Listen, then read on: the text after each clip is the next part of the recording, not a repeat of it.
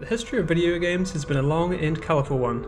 Starting decades ago as nothing more than fun little distractions, they've grown to be the biggest form of interactive media and entertainment, offering everything from solving puzzles on your phone while heading to work to spending 1,000 hours plus in a fully realised digital world.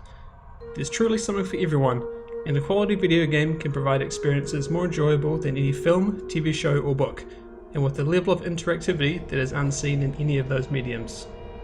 To achieve this, games rely on cutting-edge or stylized graphics to give an aesthetically pleasing and visually appropriate feast for the eyes.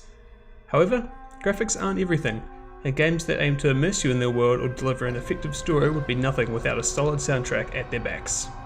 The effect a good score has on a game can't be understated, and can elevate a game from good to great when used well. When I think about games with standout music, there's three that come to mind for me. Those games are The Elder Scrolls 4 Oblivion, Mass Effect 2, and Doom 2016.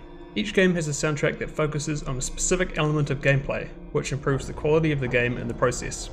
In Oblivion, the soundtrack is used to elevate the world building, providing players with a sense of adventure and intrigue depending on where they are and what they're doing. Mass Effect 2's, on the other hand, is used to primarily enhance the story, and Doom uses it to great effect in hyping up the action and combat of the game. Keep in mind there's obviously some overlap between these elements of each game. Each are important in their own way, so let's have a look and see why they're all so damn good. If you've watched my retrospective analysis on Oblivion, then you'll know I have a great deal of respect for the game's score. Being an open world RPG, Oblivion's music wasn't created with the purpose of following story beats or specific actions and gameplay. It was instead focused on the overall tone, atmosphere, and world building. At its worst, it's background music that blends into the game to give more meaning to everything from combat encounters to exploring dungeons.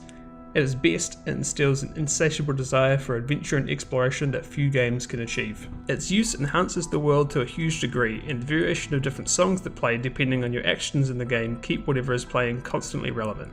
Whether you're adventuring through a vast forest,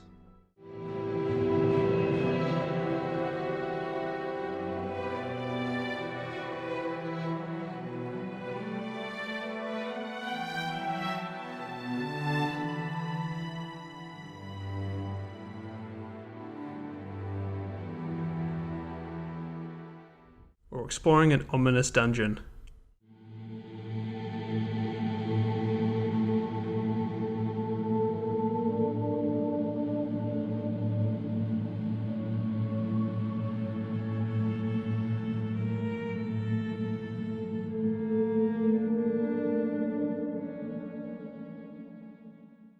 Each is perfectly crafted to match the setting it's used, and they make the experience of playing Oblivion all the more gratifying. Because of the calming nature of a lot of the songs, its soundtrack translates into the real world smoothly and works well as something to help you get to sleep or relax after a long day. It's even more effective if you've got a strong sense of nostalgia for the game like I do. Overall, Jeremy Soule did a great job composing the music for Oblivion, and it's something I'll always go back to as one of the most memorable soundtracks in my life. Mass Effect has been one of my favourite series since I played the first game back in 2008. And when Mass Effect 2 rolled around, it quickly cemented itself as one of my favourite games of all time. Even today, 8 years after it was released, it's still one of the most memorable experiences I've had in gaming. The story is expertly crafted, with both the main quest and character missions having strong depth and attention to detail, while all taking place in a believable science fiction universe. Jack Wall composed a good portion of the first Mass Effect soundtrack and nearly all of Mass Effect 2's, but the work on 2 stands out for me as being such a great companion to the story. To be fair on his work in Mass Effect 1 though, he did create quite a few tracks that hits the nostalgia switch as soon as you hear them.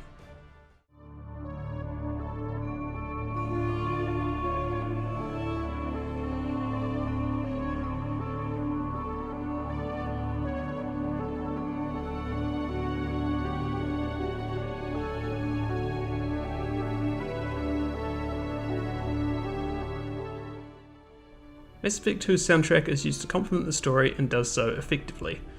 For the most part, every track has been placed purposefully in that portion of the game, rather than having music that plays purely based off your location in the world like Oblivion. The cinematics are some of the best I've seen, as they combine meaningful story beats with music ranging from heartwarming to intensely dramatic depending on the scene.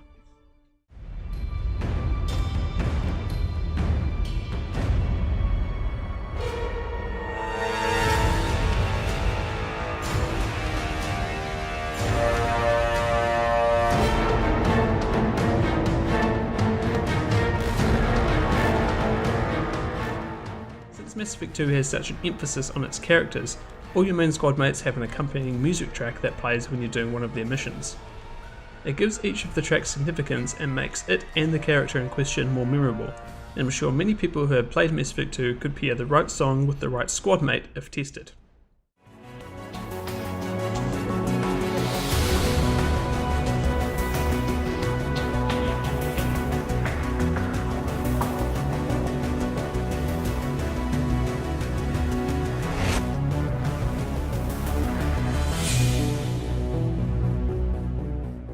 Because the game's music is so tightly entwined with its events and characters, I find it is more difficult to translate into the real world than Oblivion's.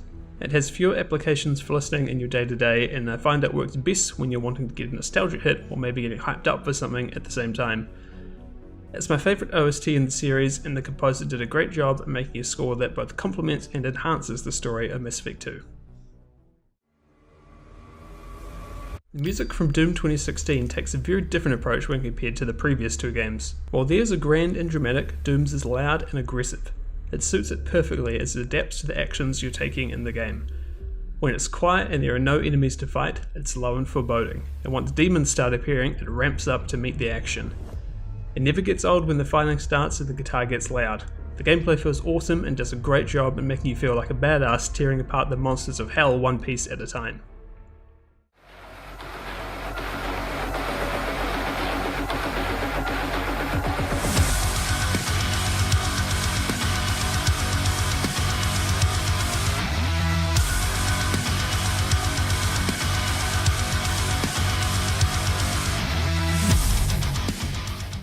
The soundtrack in Doom is made primarily to complement the moment-to-moment gameplay, rather than the overall world like in Oblivion, and the characters and story like in Mass Effect.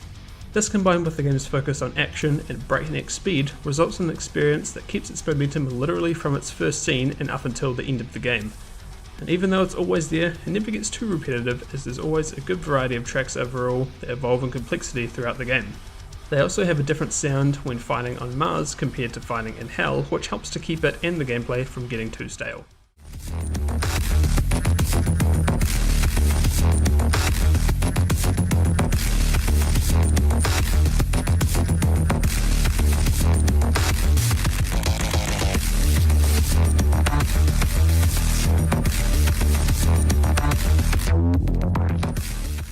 Oblivion, Doom's music can be listened to in the real world without much difficulty, as it's not focusing on specific events like Mass Effect, which is more effective when used as an accompaniment to its story and characters.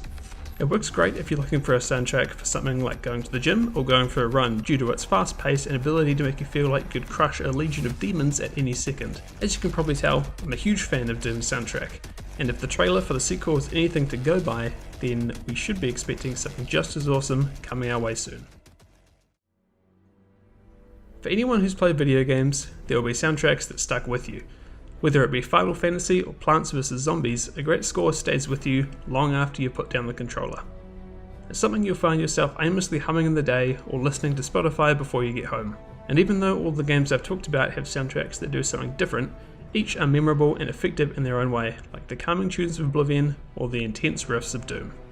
I feel like good scores can often go unnoticed, something that takes a backseat to cutting-edge graphics or intense action, and often don't get the respect they deserve for the role they play in bringing a game experience together. So, next time you're playing a game you love, take a second to think about the music, and what the game would be like without it. Thanks for watching.